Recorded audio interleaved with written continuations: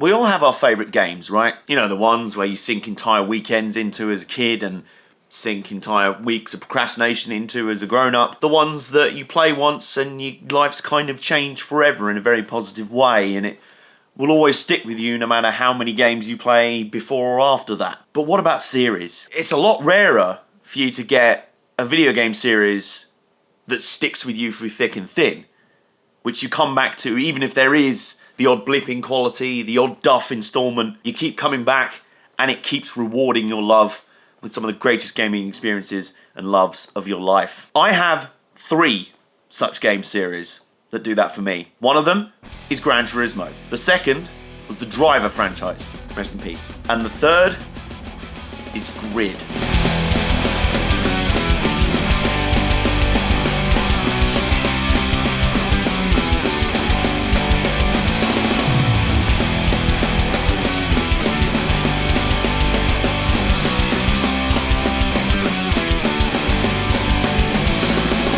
Yes, hello people of the internet, welcome back to my channel, and today I want to tell you a story that means a lot to me, and it's a story so far of the game series known as GRID. Seeing as there is a new GRID game on the horizon, the first one in 5 years, now's about time to tell you the story so far.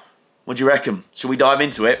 The series that will become known as GRID officially starts back in 1997 with the release of TOCA Touring Car Championship on the PS1. Developers Codemasters made the game as an officially licensed title for the British Touring Car Championship, the first ever standalone licensed game of the series, and coming in perhaps the most successful period of the series' history IRL. The game itself is very simple. All 8 factory race teams and drivers from the 1997 British Touring Car Championship are represented in-game, with 2 cars per team, giving us 16 car grids competing on all 9 of the official circuits from the 1997 British Touring Car Championship calendar. Nothing more, nothing less, just maximum touring car goodness. And it's pretty hard to quantify now just how revolutionary the title was for the time. Bearing in mind, this was back in 1997. This was about 6 months before the first Gran Turismo game was released. A game that, by the way, had a maximum of 6 cars you could race against in any one race, and no real official licensed tracks. They were all fictional, they were all street circuits and all that. Keep those things in mind when I tell you that this had 16 car grids, so 10 more than Gran Turismo, and all 9 of the circuits in the game were real and mapped using Ordnance Survey data and information. And oh, by the way, you know how Gran Turismo's never really done damage? This one had full damage physics. Every single car was modelled for multiple, not just one, multiple types of damage textures for every single body panel on each car. You're starting to see why I say this is such a revolutionary title. For 1997, that wasn't so much setting the bar for other racing games to follow, that was launching the bar into flipping space. The cool features don't stop there either. The main championship mode features cutscenes voiced over by TV presenter and race driver Tiff Needell, and this game is the first game I ever remember to have a cockpit camera, fully modelled, with an animated steering wheel and hand movements to turn the wheel and change gear. Let me tell you something, in 1997, that blew our tiny minds. But for all the things this game did right, it still wasn't perfect. The handling model did a good job at replicating the front-wheel drive characteristics of real touring cars while still feeling light and arcadey, but this also led to a frustrating tendency for the car to just suddenly snap and spin out randomly at certain corners. And by random, I really do mean random. You can take a corner perfectly an entire race, only to take it on the final lap and randomly end up spinning out and facing the wrong way as the field drives past laughing at your failure. There's very little rhyme or reason to when it happens, and next to no leeway to catch a slide. The only inevitability is, it will happen to you, it will happen when you're about to win a race, and if you played this as a kid, you will have almost certainly obliterated at least one controller as a result of this. I may have done that a few times. There are some other features that I'm not too keen on this game, especially looking back in retrospect. It has this weird feature where you're mandated to have to score X amount of points per round, which is 2 races per round, as British Touring Cars was at the time. The game literally won't let you continue with the career mode unless you score a set amount of points per round. And you may think, that's fair enough, until you realise that the amount of points they need basically requires you to win at least one of the races and finish no worse than about 3rd in the second one, which, this being the British Touring Cars, and the aforementioned spins out of nowhere that I mentioned earlier, it gets brutal very quickly. This is one of the first games that I remember having experience of lobbing controllers around my room. It was that sort of game. Overall though, the game is still one of the all-time great games of its generation, and even if it hasn't aged too well, it's still a fascinating piece of history. If you've ever wondered why touring cars have always been an integral part of the GRID franchise, here's the reason. It's literally the origin story of the entire series. Oh, and being a game from the 90s, there's cheats. There's a cheat that turns the game into micro machines. There's a cheat that makes all the cars go 5 times faster than normal, which incidentally is hilarious to watch the AI unable to deal with that. There's an unlockable fictional track called Lava Land, literally set in hell, and you can unlock a mother-flipping tank. Yep, years before GTA 3 made it cool, TOCA 1 had a cheat code to spawn a tank. And yes, you can use it to blow up other cars mid-race, which never, ever, ever stops being funny. Anyway, enough yeeting cars into space, let's move on. A year on from TOCA 1 came the release of TOCA 2 touring cars, in my opinion the best game in the franchise from the PS1 era. Essentially a yearly update to TOCA 1, this time around we got the 1998 British Touring Car Championship season roster represented in game, as well as an entire selection of support categories from the real TOCA calendar, including Formula Ford, Ford Fiesta Cup, and even Lister Storm and Jaguar XJ220 one-make series, a variety of other series in the game alongside touring cars. Remember that, it'll become important later. For now, TOCA 2 is an exercise in polishing up what made the first TOCA great and not so great. Smoother, more detailed graphics, slicker presentation, more variety of gameplay modes, and slightly refined handling to make it a tick more predictable to drive. Unfortunately, the AI remain as willing to attack you from behind with a steel chair as ever, plus the random spin-outs of doom are still present, and in some cases, on the exact same parts of each track as they were in TOCA 1. The main career mode has had some tweaks as well. The mandatory amount of points needed to even be allowed out of the circuit and to travel to the next round, that's still there, but I think it's a little bit lower in this installment, and more importantly, there's a cheat to turn it off altogether, which I would absolutely recommend if you go back and revisit this, and especially if you're playing on the higher difficulty levels. You've got 3 difficulty levels. Novice, which is where a sandwich could take the controls and win every race. Standard, which is kind of a nice balance of in between. And Expert, which is if you spin even once, you may as well retire immediately because you just have no chance, you masochistic twerp. I'd suggest Standard mode. That's the nicest balance of competitiveness without any more potential controllers flying across your room. Of particular note are the expanded roster of tracks. All the regular British Touring Car Championship season tracks are there, as well as alternate layouts for several of them, including the rarely seen full-length layout of Alton Park, and a full selection of fixable unlockable tracks, including fantasy street circuits in Bavaria and downtown USA, that's literally what it's called, and even a testing facility featuring a banked oval. So if you, like me, always dreamed of that late 1990s British Touring Car Championship / NASCAR crossover that never happened and probably never will, knock yourself out. You can run the British Touring Car Championship 500 at Somewheresville Speedway. So I think I've told you enough as to why I love TOCA 2 so much. TLDR, it does pretty much everything across the board, just that little bit better than the first TOCA Championship game, and that in itself adds up to one massive step forward. It is one small movement forward for the series, one joint acceleration down the front straight for racing gaming in general. That was a tortured analogy, I'm sorry about that. So here's a question.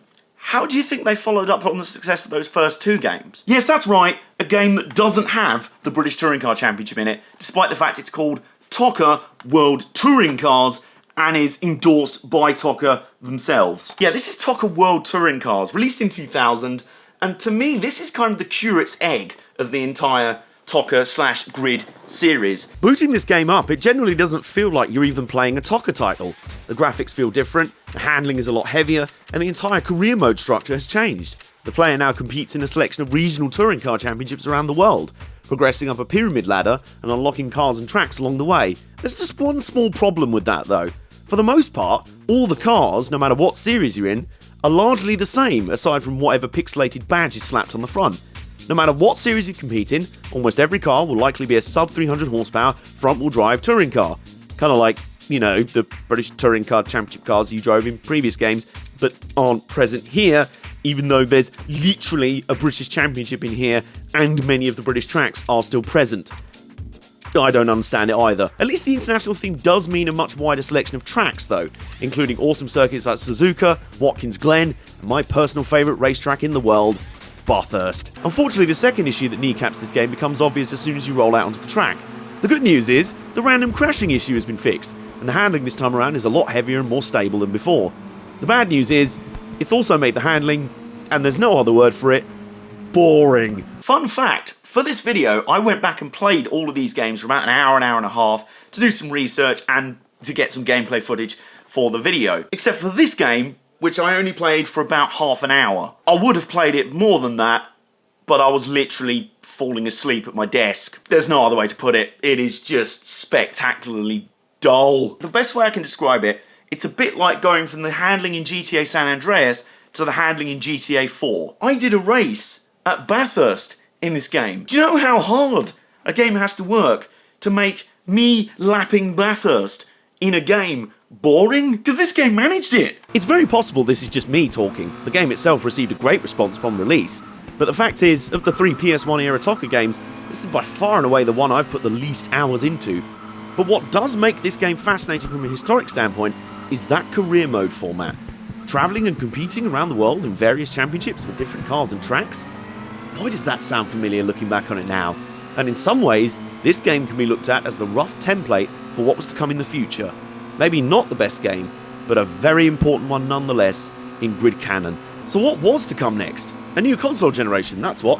The PS2 and original Xbox were on the way, and many popular series from the PS1 generation failed to make the jump very well at all. In fact, they missed the ramp altogether and ploughed into a concrete wall. So what of TOCA then? Well, they didn't miss the ramp, and they landed on the PS2 with TOCA Race Driver. Dropping in 2002, TOCA Race Driver was a mammoth step forward for the franchise, fleshing out the World Tour concept of TOCA World Touring Cars into a multifaceted behemoth of a game with a vast selection of cars, tracks and championships to tackle. Not only was the British Touring Car Championship back on the menu, but the game also features the German DTM Championship and the Australian V8 Supercars Championship to form the touring cars holy trinity. Oh, you love to see it. So in those elements, this game took a big step forward for the franchise once again and would lay the kind of firm blueprint for the sort of career mode progression that we'd see in pretty much every title after this one in the entire lineage. This game also featured a story mode, which had slightly less of a lasting impact on the franchise. Yeah, this is where the series attempted to go full Days of Thunder up in here. Literally, the first cutscene in the game shows a driver being punted into a fiery accident at a stock car race at Ronkonkoma Speedway, wherever that is, and tragically dying in the fiery explosion that occurs, while the driver's young sons watch on in shock and horror. Cut to modern day, and we have a wily British mechanic and an American guy scouting with drivers, who encounter the older of those two brothers from the prologue, Donnie McCain. He's got a ride already, but his kid brother Ryan, the younger of the two, does not. So this young American rookie driver is hired to immediately drive in the British Touring Car Championship. Is this a bit like that bit in Pearl Harbor where that one American guy goes over to London and wins the Battle of Britain for Blighty? Is that it? The young American hotshot goes over and just wins the British Touring Car Championship in his first season. There we go. So away we go on a story featuring all your favourite race movie cliches. Love interest, sibling rivalry, a fiery young talent with a chip on his shoulder, in this case not played by Tom Cruise, and a revenge story against the driver that killed his father, who naturally turns out to have a comedy British accent, that ends with the baddie locked in the boot of the car about to be crushed. What? Yeah, safe to say this story's a bit of a weird one, and put it this way, Tommy Wiseau would think it was great. You probably not so much. A particular highlight of mine is a random cutscene that comes halfway through your season in the British Touring Car Championship. Ryan's sort of chilling out, sitting in his garage, and then one of the other drivers storms in and starts yelling at him about nerfing him off in a really dodgy, deep south American accent. What the hell do you think you're doing out there, asshole? Let it go. Let it go? I'm the sucker you knocked the hell out of, you bastard! Wow, I sure forget that period of Jason Plato's career where he pretended he was from Alabama. Anyway, the story is ultimately just a framing device for the career progression, and it isn't really a deal breaker. It's there if you want to laugh at it, but it doesn't really hinder the game either. What does hinder the game slightly more are the triumvirate of early PS2 days graphics that look kind of flat and lifeless, handling that veers right back to the really light and slightly wonky style of early TOCA games, and AI that occasionally decide they're Max Verstappen with all the talent of Max Verstappen's goldfish. The difficulty curve can ping around all over the place, with some championships being an absolute walk in the park, followed by a 1v1 showdown to win a car for the final championship against the love child of Jesus Christ and Lewis Hamilton himself. There's a difficulty meter for single and multiplayer races, but no such thing for career mode. And all I'll say is this: good luck when you make it to the V8 Supercars Championship. Or should I say, the V8 Super Murder Bastards of Death and Carnage Championship. But overall, are those things deal breakers? No, this one is still a hell of a lot of fun. There's a lot of variety in there, there's a lot of replayability, the career mode is a good load of fun. It's just a good experience overall. If TOCA World Touring Cars was kind of the rough first demo, that is the debut album which set the tone for the rest of the band's career, and this is where it all sort of come back to. That on its own means that game definitely deserves your playtime even now. It also marked the last time we would see the British Touring Car Championship licence in the series. With the real British Touring Car Championship in a big downturn in popularity around this time, the licence went away for good after this, and even to this day, talk of it returning to the gaming sphere either as part of a series like Forza or GRID, or as a standalone title has largely been muted. We can but dream for now. And in the meantime, what a fascinating trio of games to be featured in. So how would the franchise move forward without their cornerstone licence? Easy, by making TOCA Race Driver 2. The story mode has been tweaked with this time. There are still cutscenes, there are still characters, but it's a lot less obnoxious this time. They've done away with the whole cinematic pretensions. You've got a grumpy Scottish mechanic who's on the radio to you going, "Come on, son, you're not going to get anywhere driving like an arse like that." Maybe he doesn't actually say it like that and in such a terrible Scottish accent. It kind of goes on a bit more in the background. It feels a bit more natural. It feels a bit nicer. It doesn't feel as in your face. Yeah, it's dramatic. It's a story of Ram Kane's cinematic universe thing. Make it sound like the Marvels. The TOCA cinematic universe. Can you imagine that? In many ways, TOCA Race Driver 2 was another solid step forward for the franchise. But for some reason, out of all the games in the franchise, this is the one I've revisited the least. And it's hard to put my finger on exactly why. Maybe it's the handling, which veers back towards TOCA World Touring Cars levels of heavy and sluggish again. Maybe it's the very linear progression, being railroaded from one series to the next with no idea of how long it will take to get to the interesting and exciting championships, and very little choice as to which paths you can take through the motorsport ladder. Maybe it's the difficulty curve, which can't be adjusted, and makes the first few seasons of career mode about as hard as driving down to the shops for a pint of milk. For whatever reason, this game just struggles to hold my attention. Not bad, and certainly another refinement to the GRID formula, but just a bit unengaging. None of that, however, can be said for the follow-up, the best of the PS2 titles, and one of my all-time favourite racing games, TOCA Race Driver 3. If 1 was good, and 2 was solid, 3 was an all-time classic. This time around, the focus was on all killer, no filler. Very little story elements, although the affable Scottish race engineer does return, refined handling that perfectly balanced arcade lightness and excitement with a bit of simulation weight, and a frankly eye-popping variety of cars, tracks and racing series to compete in across the two-pronged career mode of World Tour and Pro Career. So obviously V8 Supercars is back, DTM's back.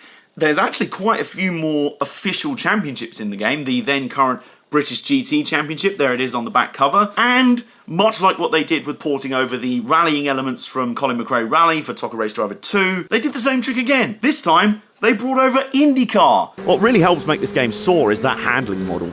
It brings a solid foundation that remains consistent across all car types, but also differentiates enough between car types to make each one a very unique experience.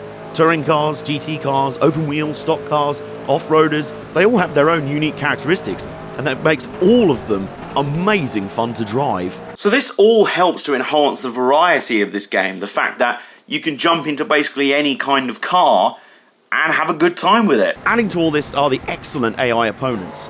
Are they still murderously aggressive at times? Definitely. It wouldn't be a TOCA game without it. But for the most part, they're a fun challenge to battle against, especially on the oval tracks. And I think that might be the thing that I love the most about this game. It's not got realistic handling, it's CMK handling obviously, it's not a simulator, although it says it's the ultimate racing simulator.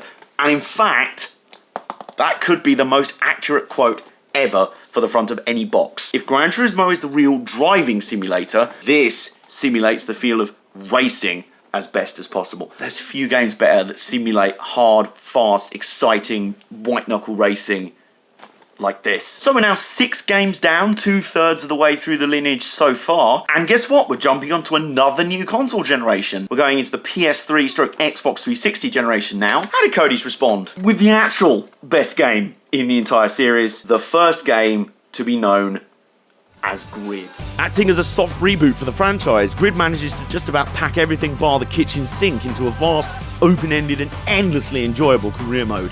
Alongside competing in championships around the world and climbing the motorsport ladder, you can now do so through running your own race team. This includes buying cars and selling them again, on eBay Motors no less, hiring and firing teammates, managing sponsors, and accepting offers to drive for other teams to earn some extra cash on the side. And at the end of every in-game season, you get an invite to drive at Le Mans. Yes, the real Le Mans 24 Hours, which is awesome. 2 new elements were also added to further improve the gameplay experience. Firstly, the flashback system, now ubiquitous in all Codemasters racing games, including Dirt and F1, debuted right here, giving you a chance to go full Prince of Persia and pretend that failed send right into an Armco barrier just never happened. And I won't lie, seeing all the pieces of bodywork and bent sheet metal fly back onto your race car is immensely cathartic. The second feature is customizable difficulty levels. At any point in any mode, including career mode, you can tweak various settings, assists, AI difficulty, number of flashbacks you can use per race, etc., to your liking. The game does a nice job of encouraging you to go for higher difficulty by rewarding you with more reputation points in-game, which are used to unlock new tiers of racing series that you can enter, if you do decide to make things tougher for yourself, but it doesn't do so in a way that comes off as too gatekeepy, should you just want to turn things down a bit and have some fun. Nice work, Codies. And with the previous TOCA race driver games bringing in things like off-road and dirt racing, this game brings in drifting. There is an entire section of the game based around drifting events. I really love the hell out of it, and I can say, having gone back and revisiting it, the drift physics are excellent, with some caveats. For example, it uses like a combo system, so if you can keep a drift going and string multiple drifts together, you get a much bigger combo.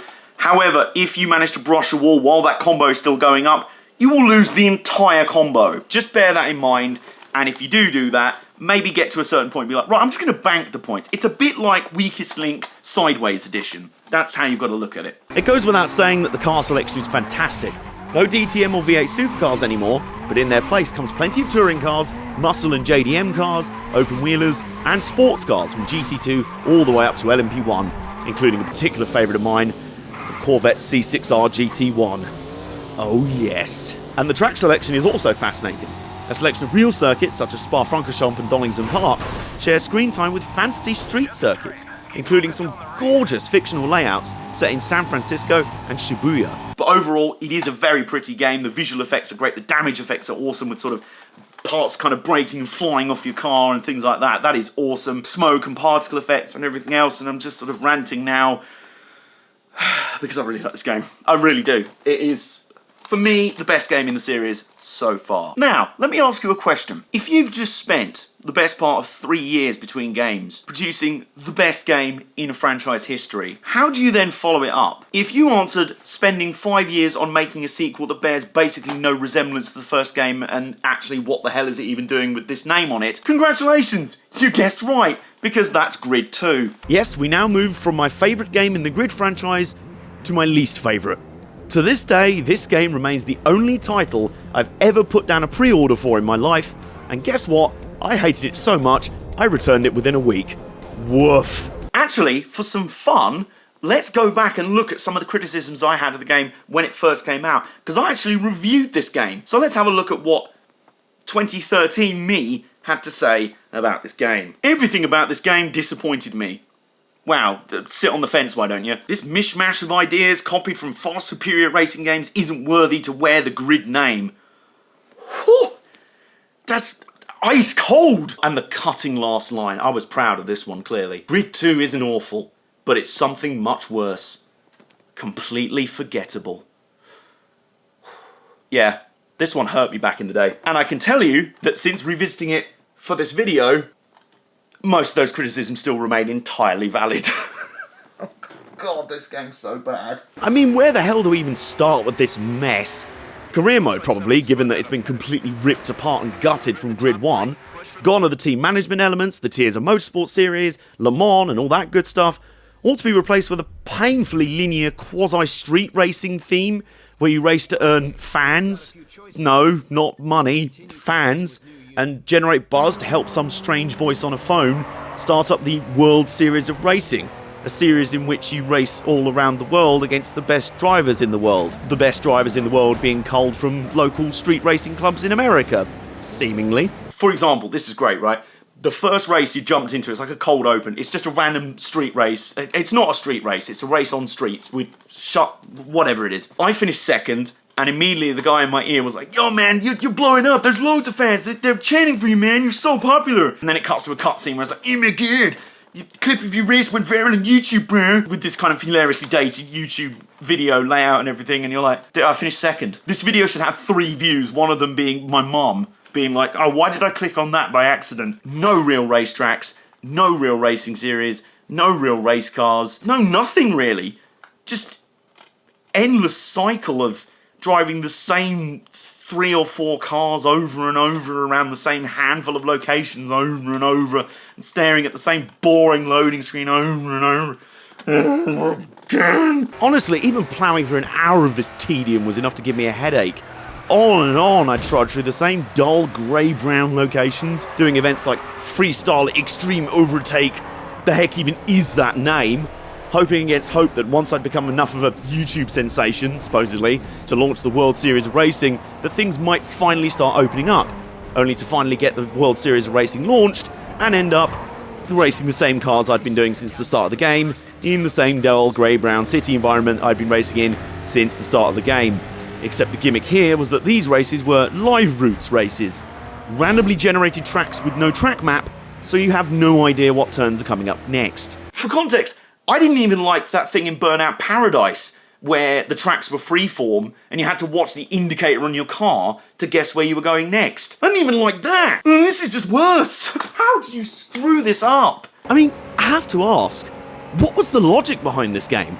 What was the decision-making process that made Cody's abandon such a strong core formula with the first grid and throw all that in the skip in favour of this nonsensical, plodding, painfully generic, pseudo-street racing theme, with barely any actual race cars in the game and less than a handful of real-world racetracks peppered amongst the endless generic street cars and endless grey-brown city circuits? Even if this change of direction had been implemented better, it still would have been a bizarre path for the series to take. But to say this wasn't implemented well is to say the Titanic was only slightly full of water.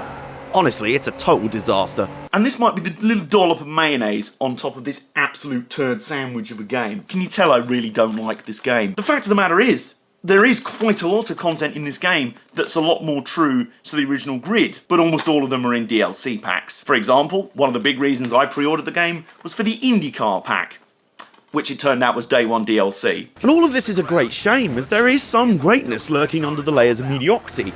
Not much, granted, but some.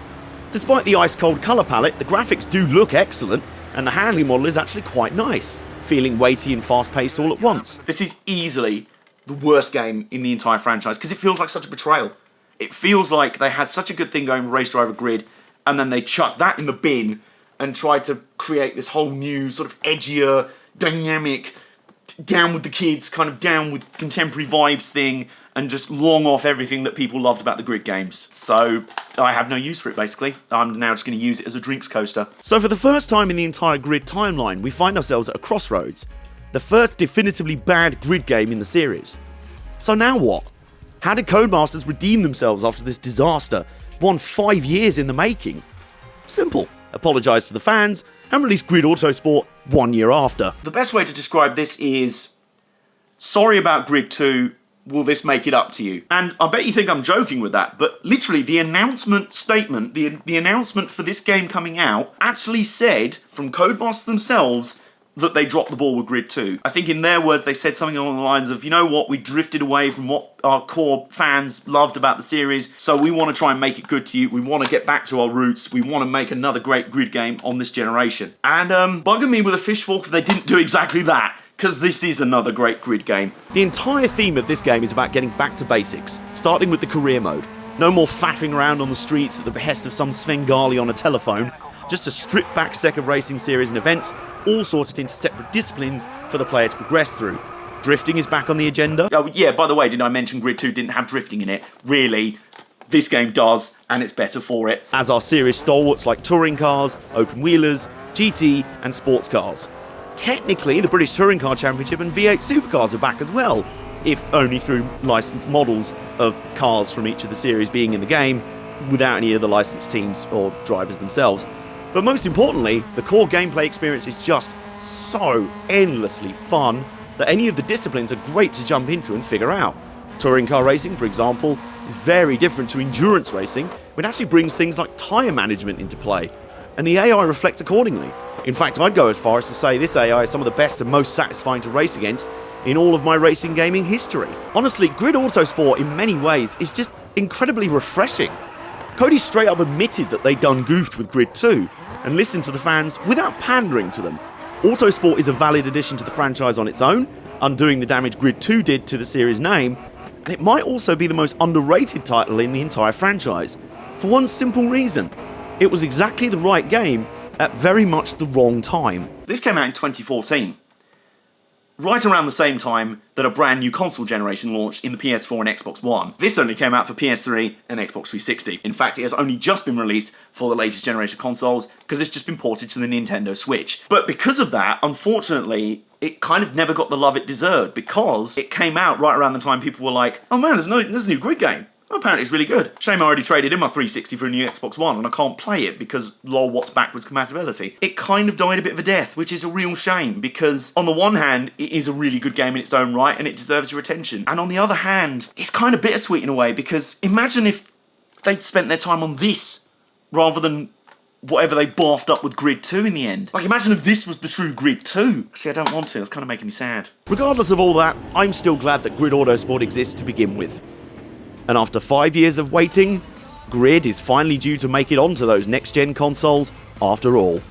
The new Grid of 2019 looks to both consolidate the best ideas and features from the past and present of the franchise, whilst taking several big strides forward once again. And while I've only played a preview build at time of making this video, make no mistake, the Grid comeback will be one to watch, and at the very least, it's set to do the Grid name in series proud.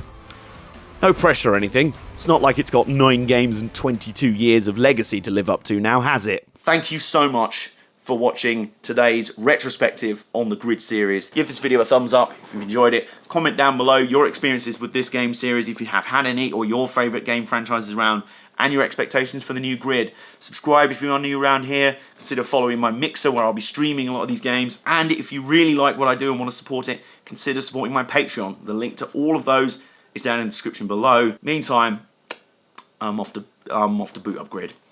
I'm off to boot up Grid 1. That's happening.